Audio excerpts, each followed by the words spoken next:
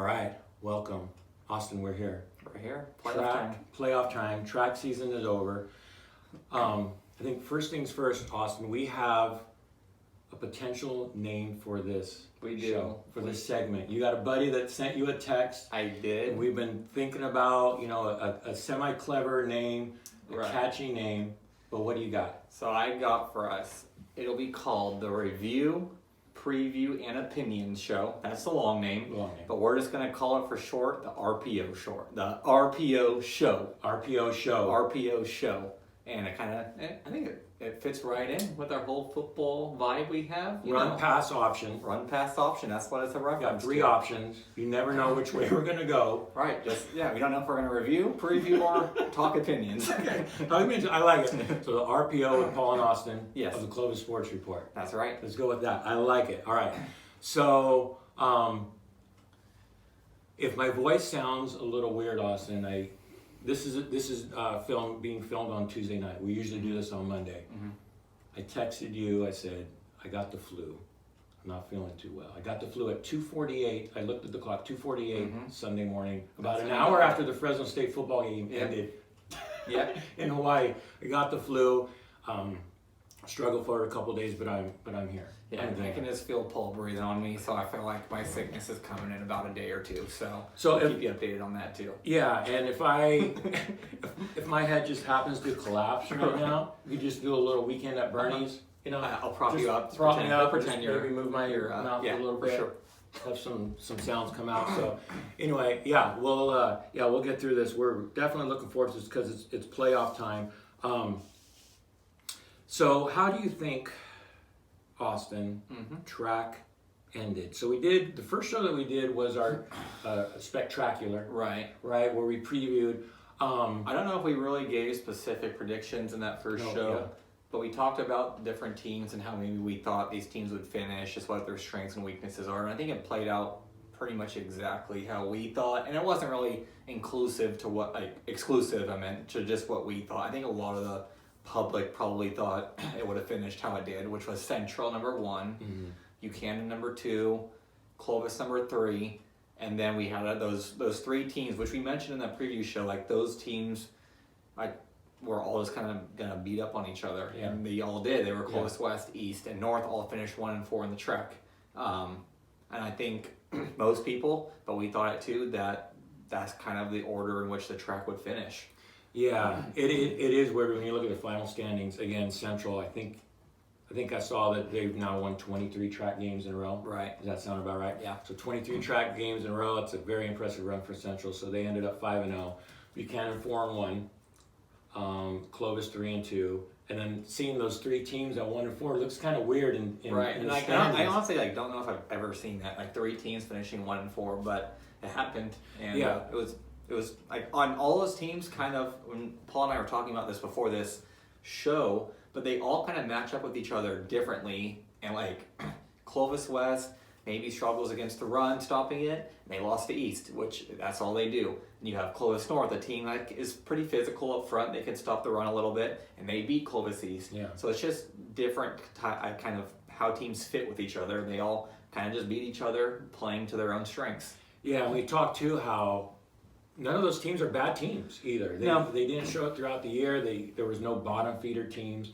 I feel like out of those 3 teams, if we were to say which team out of those 3 is the better team right now, I think we pretty much say it was Clovis West, right? Right, it is Clovis West, I think, right now. And we talked about, there's a thread on this on SendCal Preps. People asked me the same question, and I said, I think if you had to rank Clovis East, Clovis North, and Clovis West right now, I think Clovis West is the best team. Yeah, they're all 1-4, and they're not a perfect team by any means, but I think we're going to see this week. I think Clovis West is going to prove us right that they probably are the best team of those 3 right now. Yeah. Yeah. So you were at the Buchanan and Clovis North game. Ended up being a blowout. A blowout, quick and early. What did you see in that game? That game ended up 45-21, but it was 45-7 with 11:49 left in the third quarter.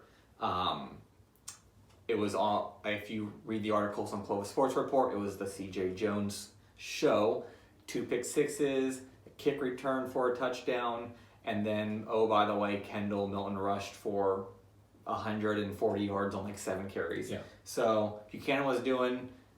They were beaten north by the big play, and they got about 5 or 6 of them. Yeah. And when they accumulated those big plays all within about 2 quarters worth, and when that happens, it's going to be pretty much impossible to beat a team. Well, you said from the first play, Yeah. right? Was a 6 Kendall busted out. So Clovis North started with the ball. Actually, Okay. Bears got the ball back. First play from their offensive side, it was Kendall for like 71 yards. Yeah. And then they got a stop, and Kendall did it again. And then it was C.J. Jones. So it was big play after big play, and it just kind of snowballed into a blowout. It's probably one of those games where if somebody wanted to go for some type of a record, they could have given Kendall the ball 20 times, and maybe he could have busted a 400-yard type of game. If Kendall touched the ball 25 times on Friday night, but he would have probably scored on 8 of them. You know what I mean? But I'm saying, I think this would have been the story against Clovis East too a few weeks back. If he would have touched the ball 25 times in those games, he would have went for 400, 500 yards. Yeah. And that's not exaggerating at all. That's just physically being better than other kids your age. Yeah. Yeah, and which he is. Well, I saw a few of the plays. It just looked like the offensive line just blew him off the ball, and he just hit the hole, and just nobody could stop him. Right? No, he got to the second level fairly easily, and once he did, there was no one catching him. And he did the same thing on a little sweep off the right side. He got the edge, ran past the secondary, and that was about it. And they didn't have to throw the ball. They didn't, and they didn't throw the ball much. It was kind of just the intermediate passes, just kind of getting Kirby, keeping him sharp. I would say nothing huge. It was just kind of short passes here and there. Yeah. They didn't need to throw though. And thinking about Clovis North, they started off 5-0. They ran into the 1-4 record in TRAC. Right. We did hear that they were down a couple players, possible suspension. We don't want to speculate on anything like that unless we hear something official. But it looked like there were a few guys missing out there, so I'm sure that played a little bit of a part. For sure. And they just seemed a little outmanned when it came to certain positions on Friday night. Yeah. And I heard rumors about maybe some suspensions. I don't know what it was. I'm not going to speculate, but that's definitely going to set you back if that's the case. Sure. Yeah. So that was a game that played out, about like what we thought, even before we heard they might be down a couple players. But so Buchanan, we talked about this last week as well, that they're playing really good football right now, and they know they have the bye week coming, and we're going to definitely spend most of this time talking about playoffs. But we'll talk about how well Buchanan is playing and what the playoffs are going to be looking at.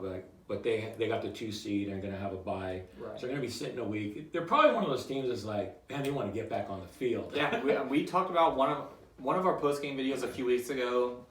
We talked about if Clovis was playing their best, or Buchanan was playing their best football of the year. And I was kind of iffy on it, but I do think after seeing this Clovis North game, everything kind of clicking, run games going. I think entering the playoffs, I know they have a bye week, but I do think they are playing their best football of the year right now. Yeah.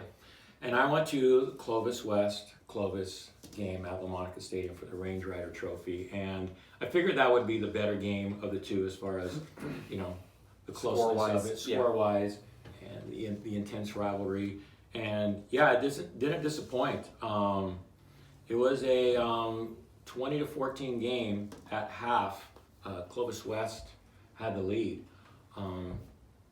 They picked up a sack, fumble return for a touchdown with about a minute 30 left in the half that gave them the lead.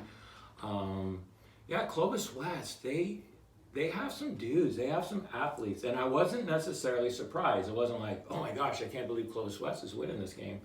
But Clovis just came out and they scored on Tristan Risley, who we're probably going to be talking about a little bit more in this in this video. Tristan Risley started off the game with 6 straight rushes, and then Robles capped it with a 12-yard run for the first score of the game. And they rode him most of the game. He ended up with 217 yards in the Clovis win on 29 carries. So he's impressive. And we were talking about this too. If you would have told me before this game that Risley was going to rush for 217 yards, I would have probably said Clovis High is going to win this game by 20 points. Yeah. But that's kind of just a testament to Clovis West and those athletes that they do have. that they can make a huge game-changing play anytime, any snap. You had the big fumble return for a touchdown, and then you had, I think it was Dwayne Benjamin taking a slant for 50 yards. Yeah. That's just a testament to those athletes that Clovis West does have, but those big plays kept them in the game. Yeah. And the game, I don't think I mentioned, ended up being 27-23. Clovis West, they only had the field goal in the second half. Clovis played really good defense in that second half. But again, Isaiah Robles looked really good. He looked in control. It's something that I mentioned to Coach Hammond after the game as well. Especially on the last drive when Risley scored on a 6-yard touchdown to take the lead. Clovis looked in control. They were down, but they didn't look panicked. They, like I said, they rode Risley and they took a lot of short stuff and they didn't try to hit it with a home run, and they didn't panic and try to get it all in one chunk. They just methodically went down the field and got that last touchdown. And then they got a late fumble recovery that, with about a minute and a half left in the game, that pretty much sealed the deal for Clovis. But yeah, that was a very competitive game. They do it all out for that game. They had fireworks and the Range Rider Trophy, and they're all pumped for that. So so that was a fun game to go to. I think, am I right in saying that Clovis West won the last 4? 4 or 5, 4 or 5. I think 2015 was the last time they won. It's right around there. And I just want to mention that Risley, in 5 track games this year, he's rushed for 727 yards. Is that good? It ain't bad. For a sophomore? It's not bad. Yeah. So, also, Austin, why don't you talk about how, I did a little research, that his first 3 games, how many carries did he get and how many yards and how he's done after I don't have the yards total, but in Clovis High's first 3 games, he only carried the ball 19 times, and that went up in the 4th game against Salinas, and then in the 5th game, non-league game against Liberty. He kind of gradually started getting more carries, but in all of these track games, he's somewhere between like 16 to 22 carries every single game, and it's not a coincidence that this Clovis High offense is maybe moving more efficiently, scoring more consistently, and stuff like that, because Risley's one of the 2 best players on this offense, and he's just getting the ball more, so they're going to naturally have more success. Yeah. Very impressive. And then Clovis East at Central. It was 7-7 with 10 minutes to go in the second quarter, and I was like, hey, maybe this thing's going to be close. But that changed in a hurry. Okay. What was the final of that one? 35-7 Central, I believe. So, it wasn't a total blowout or anything, and Clovis East isn't going to get totally blown out by teams just because they control the ball. But it was, again, Central wide receivers that nobody in this area seems to be able to cover. And they're good ones too. Okay. So that's the review part of the RPO. That's the review. That's right.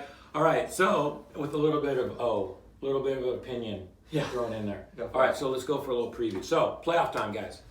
So I have a nice printout here for compliments of Clovis High football Twitter. They do a great job. So this looks really good. So I printed this bad boy out. I'm probably going to put it up on the video as well, so you guys can look at it. So. No real surprises. By the way, Central 42-7 over East, not 35. 42. Just wanted to get that correction. Yeah, you can't short them. I can't. I'm not going to short them a touchdown. Sorry, I want to get hammered on the message boards. We're giving you the due credit. 42-7. 42 guys. Back to back track champs. I don't think I left one out. I think it was 3. Okay. Yeah. Okay. No, it's good. Wait, 5 games times 3. 5 times 4. So we've won 23 in a row. Right. So 4. We'll settle at 4. And 2 Valley championships, and you're going for a 3rd. Okay. Right, gotcha. All right, so we talked about Buchanan as the 2 seed. Central obviously is the number 1. Home field advantage for both those teams up until the championship game, right? Obviously goes to the higher seed. Which we played at Central. Yeah, let's just be honest. Okay. Then moving down the brackets, Clovis is the 5 seed playing at home against Aurora Grande is the 12. There's only 12 teams in the bracket this year. So Bullard is the 4, they have a bye. Liberty is the 3, they also have a bye. So there's Clovis home against Aurora Grande. Then we have a 6 and an 11 seed, Austin. Mm-hmm. And they're 2 teams from the track, and they're Yep. playing each other at Veterans Memorial Stadium. Who's the 6 and who's the 11? Well, Clovis North is the 6. Clovis West is the 11, even though the first time around it was 42-13 Clovis West. A little strange. Yeah. Clovis North has a regular season win over Ridgeview, so we're assuming who's the 8 seed? who's the 8 seed. So we're assuming the committee kind of looked at that, kind of said, hey, we can't have North below Ridgeview because they played each other head to head the regular season. That's got to count for something. But they lost 42-13 against Clovis West. Yeah, but it's going to be hard when you look at a 3-7 overall record for Clovis West. It's hard to put them any higher than that, probably, and especially if you're looking at Clovis North at 6-4. So anyway, but it's almost like, all right, guys, just play each other, and then you guys figure it out. Right. Yeah.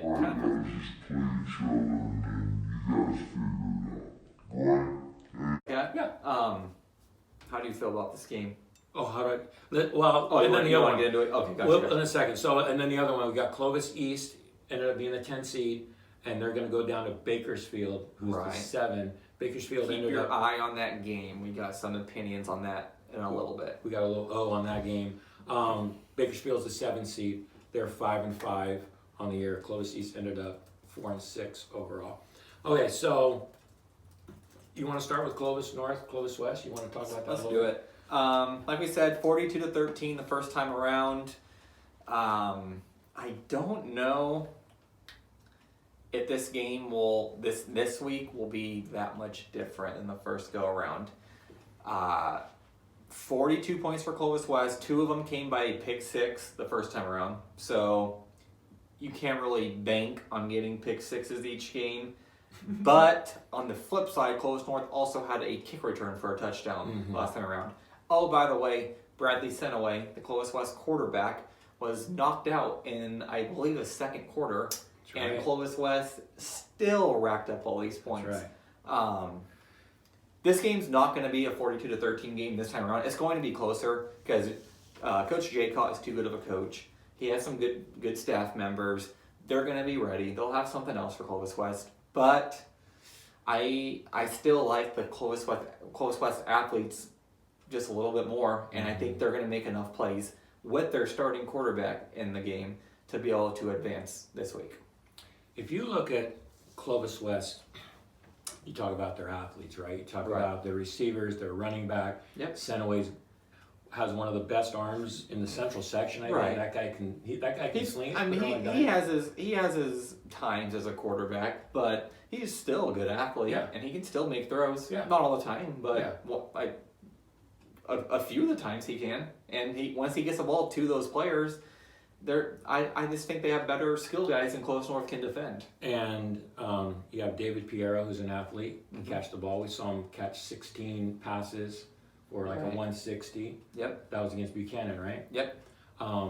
Isaiah Howard's a very capable receiver, as is Dwayne Benjamin. Dwayne Benjamin is the one that took that slant to the house. And then they got Chris Schamberger too on the outside. So they have 4 legit receivers. Yeah. And then Brandon Wafer is also a factor in the passing game. Yeah. And their skill guys, their pass catchers, it's not the issue on that team. And I think if they look to get those guys the ball in space, I think they're going to have a lot of success.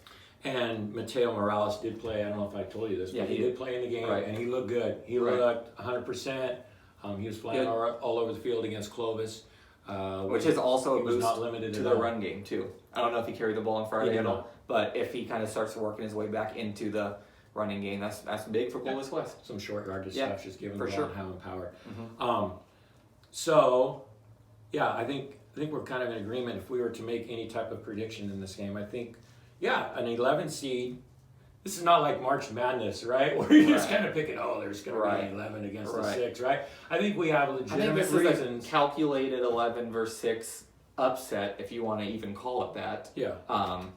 I would even probably have Clovis West as a favorite coming into this game, but we'll see. It's the playoffs; anything can happen. But I gotta lean Clovis West this week. Okay. Yeah. what do you say, like a -3? No, let's go Clovis West minus 10.5. Wow. By the way, Not that you've ever gambled. I know we don't. I know we don't gamble on high school sports. Whatever. I know that it's illegal. But I always go over spread predictions with my brother and my dad. Yeah. And I am not usually, but more often than not, just right on the dot. Really? So let's go Clovis West minus 10.5. Gosh. Okay. I told him last week that Clovis North Buchanan game. I said spread minus 24.5 Buchanan. Final score was 45-21. Okay. Right at 24. Okay. All right. Sorry, not to brag or anything. No, you're not bragging. You're just showing your skills. I'm just showing and my you're skills. calculating. Yeah, how calculating you are. Okay. All right. So let's go Clovis East and Bakersfield. Now this is a 10 out of 7. Now it's no secret that Clovis teams don't like making that drive down to 99. It just seems like bad juju things happen down there for whatever reason. So, however, we're feeling a little bit different about this game for a couple of reasons. First of all, Clovis East they're gonna eat up that clock. Yeah. Right? They're gonna eat up that clock. They're gonna limit possession. They're gonna they're not changing anything. They're not all of a sudden come out and gonna throw the ball 15 times. Yeah. Right? And it's worked. They haven't been blown out. They've been in most of their games. All those things, yes. All right, it's no secret. However, let's think about Bakersfield and what we know about Bakersfield. Paul Gola, their longtime famous coach, very successful coach, has went to Garces. Yep. In comes Michael Stewart, famous alumni, played in the NFL. Comes and takes over With very limited coaching experience. Very limited coaching experience, and along with that, not a lot of coaching, I don't know what you call it, options or to bring along with them. They were connections. just struggling to find assistant coaches until pretty late, like in the summer. And we're talking like July, like late July. They still didn't have all their positions filled for coaches. So, yeah. So I think they're able to win 5 games this year, went 5-5, but I think they're winning on the athletes that they have, not necessarily with a certain scheme, or I haven't heard these, getting these players to play really hard or dig deep. Right. So an inexperienced coach in his first playoff game at home against a tough-nosed, I think these kids are going to be fired up Clovis East team. I 100% agree. Bakersfield's going to have the better athletes, but Clovis East isn't. They're not new to that scenario, but Bakersfield has struggled a ton this year with people that I talk to that live in Bakersfield that go to these games. It sounds like they're pretty undisciplined. They don't always do things the right way.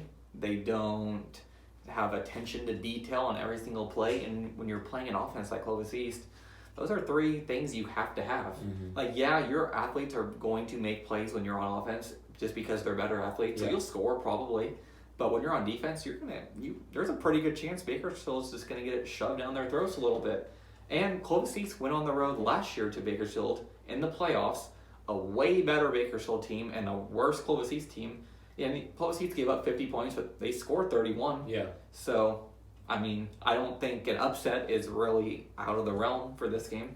Well, I think in a game, let's say Clovis East gets up 14 points on them somehow. Or maybe, jumps on 14-0. If Clovis East gets up 14-0, it's over. It might be game over. And on this team, on this Bakersfield team, it'll be game over. Because I think they'll panic, right? That's one of the things that they try to make you do. You panic on offense, like, oh, we got to score here. Yeah. We got to score. We got to get something on this play. Right. All of a sudden, it's 3rd and 7. There's a lot of pressure. Right. And if you don't get that first down and you give them the ball back to Clovis East, that's a scary thought. Yeah, 100% agree. And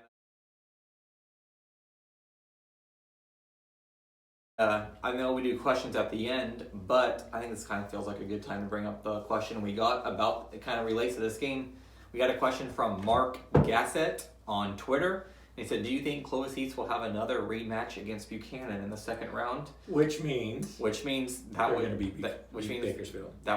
He's asking if they would beat Bakersfield. And I was going to say this for an article this week, but my prediction is I think Clovis East is going to beat Bakersfield. So there, we got 10 over 7, 10 over 7 seed. Mhm. Yeah. I think it'll be 21-17 type of game. Okay. Yeah. Okay. I think the Clovis East people would be really pumped if that happened. They would be ecstatic. That'd be.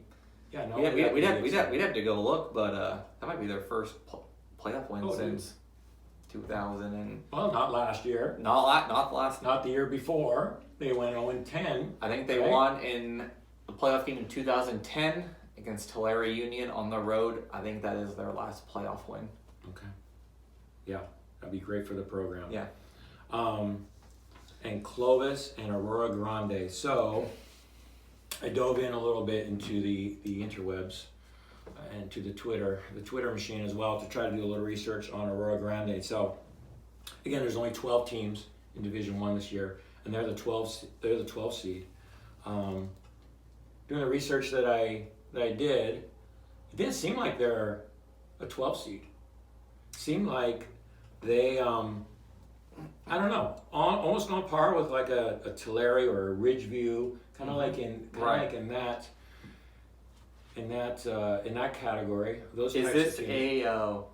I haven't seen any film on Arroyo, but is this a wing T type of team? Well, I don't know about that, but they are definitely run heavy. Okay. Okay, I think they've only thrown for about 800 yards. Right. So if my comment And their quarterback has right, 84 carries on the year. 84 carries. Which, by the way, little story, just side tangent. The quarterback, Ethan Royal for Arroyo Grande, he's a junior. He is actually a former Alta Sierra kid.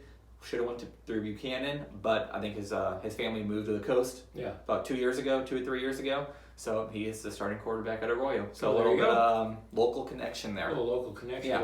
little fun fact right there. Job, Austin. All right. You kind of ruined my Common Core joke. I had a Common Core joke lined up with how many yards has he thrown for? 825. If I divide 10 into that, how many yards does he average? You just move that decimal over a little bit? Right. Just one place maybe? Yeah, just Okay, one. so how many yards a game then? What did he do? 82.5. And a half. Yeah. Okay, cool. Got it. All right.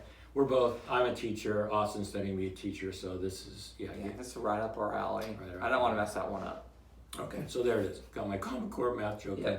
All right, but it looks like they're definitely a run-heavy team. You have another dude that, it's like, according to Max Preps, and sometimes these stats are hit and miss, but it looks like they've kept up with all 10 games. But according to this, they got a running back that's played in 6 games, but he's rushed for like a 7 point something yards per carry. Caleb Thomason, it looks like his name. Then I searched him on Twitter, and he looks like a strong dude. There actually is a common opponent. Go back, they played Bullard. They played him to overtime. This Aurora year? Grande, this year. It was a 28-21 game. The Bullard won. Yeah, there it is. That was right before league started too. Right before the league started. It wasn't super long ago. Like it is what it isn't. It wasn't like the first game of the year. It was 5 games in. And that kid did not play in that game. Okay.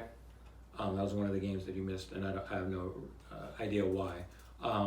But so there's a common opponent. So that's a pretty tough 12 seed. When you kind of I mean, didn't it looks like it on I paper, didn't know that. film. I didn't know that about Bullard, because Bullard beat Clovis. I know I don't like the whole transitive property thing, but Is that a Common Core word too? that's a 100% Common Core word. Transitive property, right? But I don't know if this is such a gimme game for Clovis, but that strength of that Clovis defense is their run defense. So maybe this game kind of plays right into their hands, because the teams that have had success on Clovis High have been able to hit the pass. And there's been like 4 or 5 teams kind of being able to shred the Clovis High secondary a little bit, but no one's really put it to them on the ground. Yeah, no, I agree. Yeah, it definitely plays into Clovis' strength.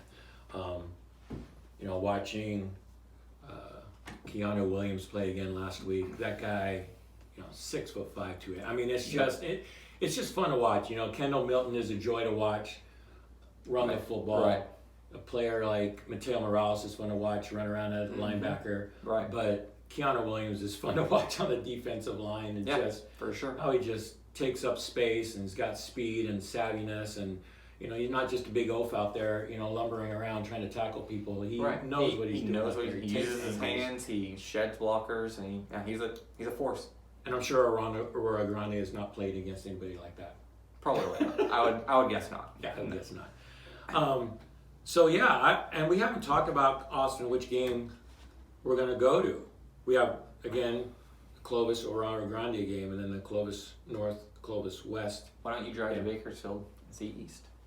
I don't want to drive down to Bakersfield. If I was putting in my formal request to you, who is my boss on Clovis Sports Report, I would put in my request to go see North and West, just because I kind of have some connections to the West guys a little bit. A couple of my friends coach on that staff. Yeah. So I kind of want to cover that one. If you want to go see Clovis again. Okay. Well, I'll make up a little a yellow sheet out there. You know, you could put in your request and see if we'll see if it gets approved. See if it gets approved.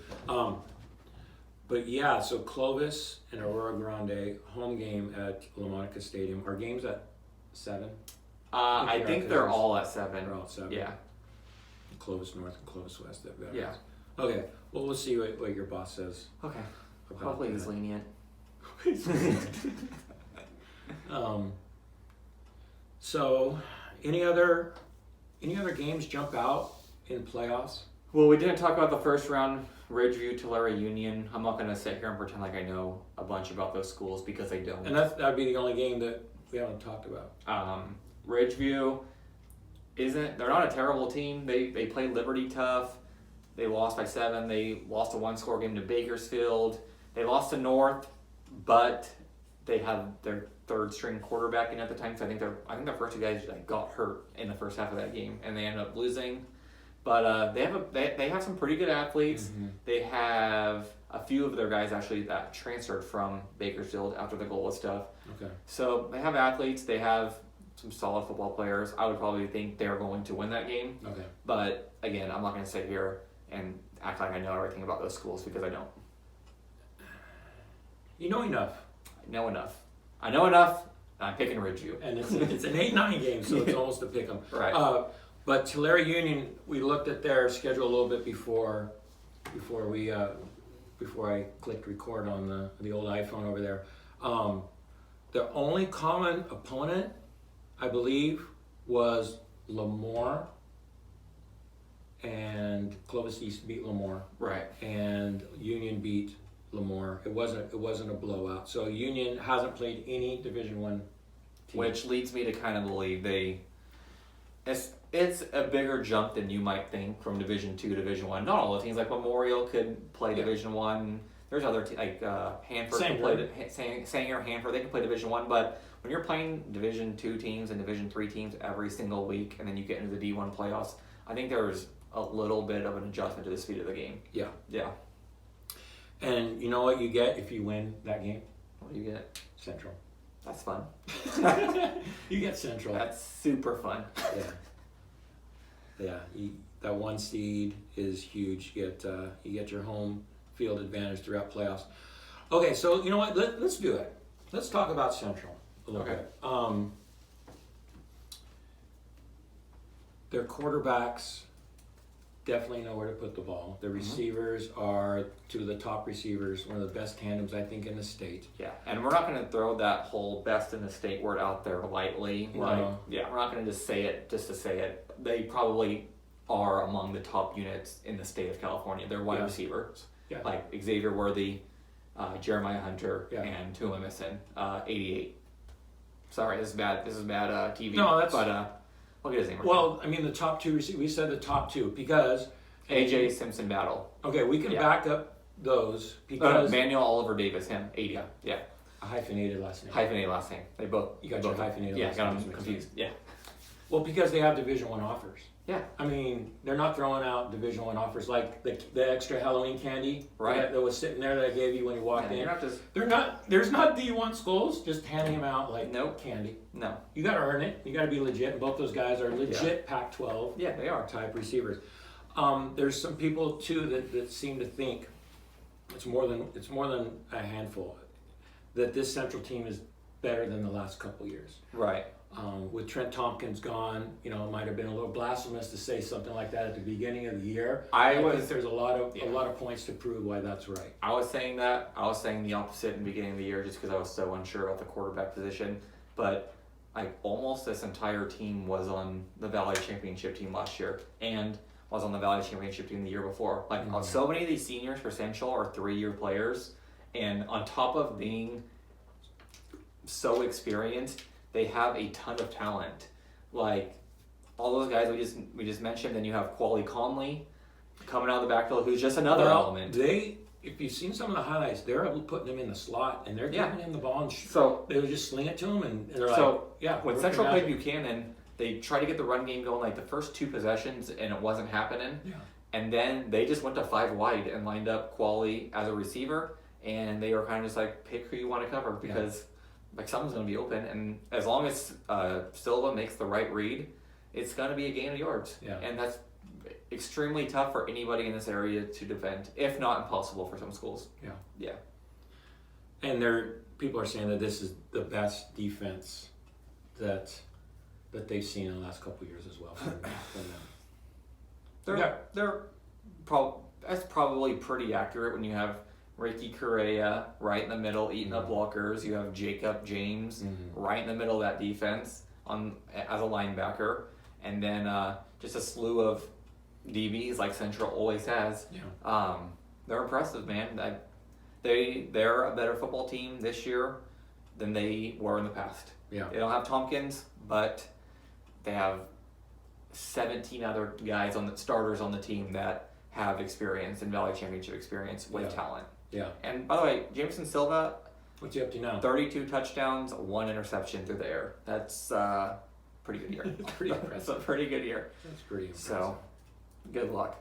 Yeah, good luck. Let me ask you this. We didn't talk about this before our show preparation. But what is your favorite round of playoffs, such as a bracket like this? I don't like buys. No, I don't like buys either. I don't like buys, but what is your favorite round? Is it the next round or is it semifinals? Most years, I lean semifinals because usually all those games are pretty close. But kind of as a whole, I like the quarterfinal round the most. Okay. When there's 4 games, every team is you have 4 complete games, and the high seeds are all back in the playoffs. I think that's the most fun round. I don't know if it's the most competitive round always. Yeah. Next week we could get, just kind of predicting a little bit, we could get Clovis and Bullard. We can get Clovis West Liberty, which was a 10-point game last time. It might be different now, but it was a 10-point game.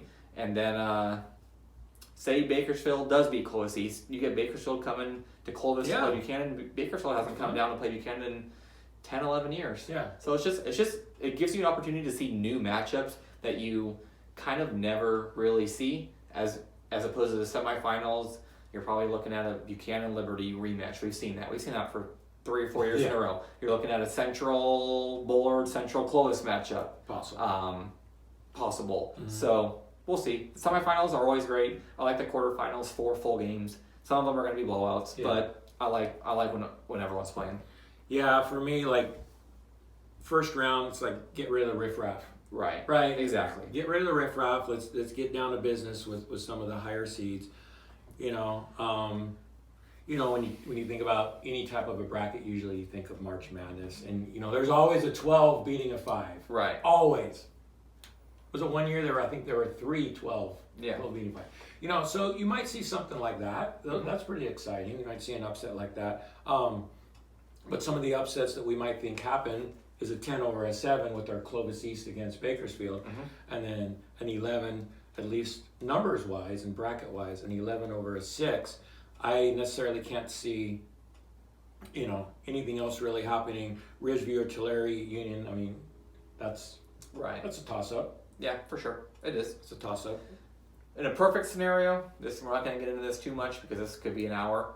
Perfect scenario, It's not an hour yet? No. Perfect scenario, you mix Division 1 and 2. You have a 16-team playoff, and just choose the best from both of those divisions and just put them in one, and that would be an epic playoff. But we don't have that. So Well, you know what NorCal and SoCal does, though, Austin. Right. An open division. Right, they do. But I think for this area, it would be really cool to see in this bracket that we already have, maybe fill it in with Memorial, fill it in with Hanford, fill it in with Sanger, and that's a fun playoff. Mm-hmm. Yeah. Mm-hmm. Could we make an open bracket with, who do you think in Division 2, off the top of your head, or maybe even Division 3, could be in a? So we couldn't say a 16-team open bracket. So if you go 16 team, that means some of these teams aren't making it, which I'm fine with. I think regular season would have to hold some merit. You can't. I think you got to be at least 500 to make the playoffs. So you can kick out all the non-500 teams right off the bat, and then look at their league records too. And if you're, I hate to say it, but if you're 1-4 in league, should you make the playoffs? Mm-hmm. I don't know. If you have all these schools lined up ready to join, but like Division 2 teams, like we mentioned, Memorial, Sanger, and Hanford, and maybe Tulare. We'll find out if Tulare can play with these guys, and then you have, I'm pretty sure Tulare Western in Division 2 or 3, because they can for sure play in this league. I don't know if they're probably not going to win it all, but they could win a round. Yeah. Which is what it's all about, right? Yeah. Like, it's just winning and advancing in the playoffs at the highest division. So I think that could be pretty cool. I think looking at the Division 2 brackets, that's a fun. That is a fun bracket. And what Kingsburg has done in Division 3 has been a magical season. And they lost their starting quarterback. Starting quarterback. Where I teach in Traver, our students lead into Kingsburg High School. They go to Kingsburg, so I'm familiar with a lot of those guys over there. Oh, I know you mentioned that Oro Grande quarterback that was at Alta, right? Yeah. Well, you know who took over? Hall. Yeah. He was a Buchanan kid. Yes. So, Yeah, Travis Hall. Their family moved to Kingsburg. Their dad, John, was coached at Buchanan as well, so they moved down to Kingsburg, and their starting quarterback got hurt. He stepped right in, and they haven't missed much. He's done a great job leading them to a 10-0 record and the number 1 seed in Division 3. All right, you're looking at Division 2 right there? Looking at Division 2. We could add... We forgot Redwood. Who would be extremely competitive in this type of playoff bracket. So you got Hanford, Memorial, Redwood, Tulare Western, and then you kind of are splitting hairs with St. Joseph, Rigetti, and Sanger. And those teams should all play in the same division as all the schools here, I think. And I think that playoff would be very epic. You add those 6, 7, 8, you add those 8, 9 schools even, if you include Sunnyside some years, Stockdale some years, you include those 10 schools, mix them with these, how many, 13, 12 teams into Division 1, get 22 teams, take 16 of them. If you're not 500, see you later. I think that's a fun playoff bracket.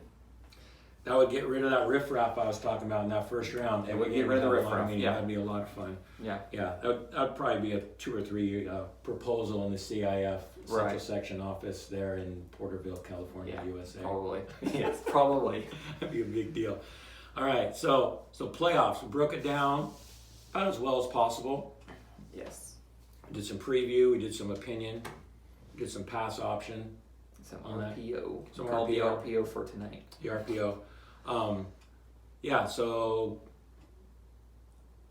playoffs. Remember last show? I said playoffs. Yeah.